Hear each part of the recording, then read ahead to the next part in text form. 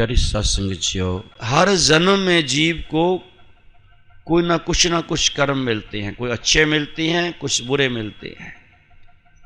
मान लो किसी के 10,000 कर्म बुरे हैं और सिर्फ 2,000 कर्म अच्छे हैं,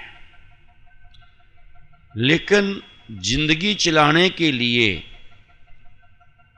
उसको दुख और सुख के रूप में अच्छे और बुरे कर्मों का जो सिलसिला है, हिसाब है, वो परमात्मा बना करके भेजता है, उसके मस्तक में लिख करके भेजता है।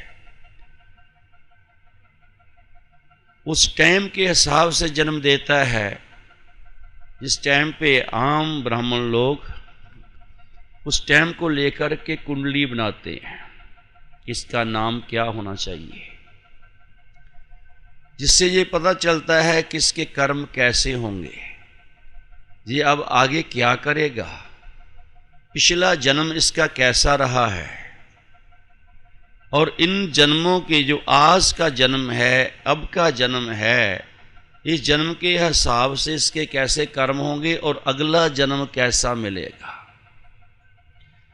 पिछले जन्मों के कर्मों के हिसाब से तो हस्तरेखें बनती हैं, हस्तरेखाएं बनती हैं, पैरों की रेखाएं बनती हैं, जहाँ उंगलों के चक्कर बनते हैं, शंख बनते हैं, चाहे वो पैरों की उंगलें हैं, चाहे वो हाथों की उंगलें हैं। उसी के हिसाब से तो मस्तक की रेखाएं बनती हैं, उसी के हिसाब से तो ये सब अंग बनते हैं। किसी की उंगली छोटी होती हैं, किसी की बड़ी होती हैं, किसी की बाजू लंबी होती हैं, किसी की छोटी होती हैं। कोई छोटे कद का है, कोई बड़े कद का है, किसी का टांगें छोटी हैं, धड़ लंबा है, किसी का धड़ छोटा है, टांगें लंबी होती है।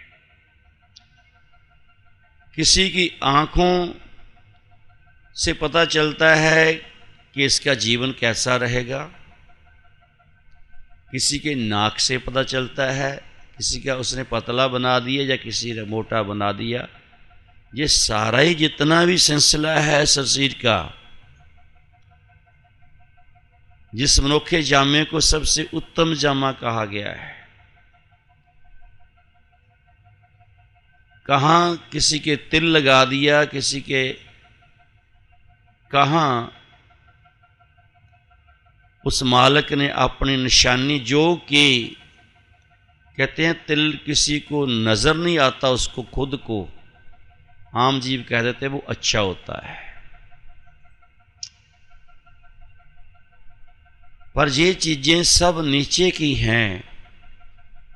जितने भी तांत्रिक लोग, जितने भी ब्राह्मण लोग, जितने भी नीचे के 9 दरवाजों में रहने वाले और इस शरीर का ज्ञान जानने की कोशिश करने वाले हैं, वो सिर्फ ये ज्ञान तक ही पहुंच सकते हैं। तो यही मालिक का संदेश है।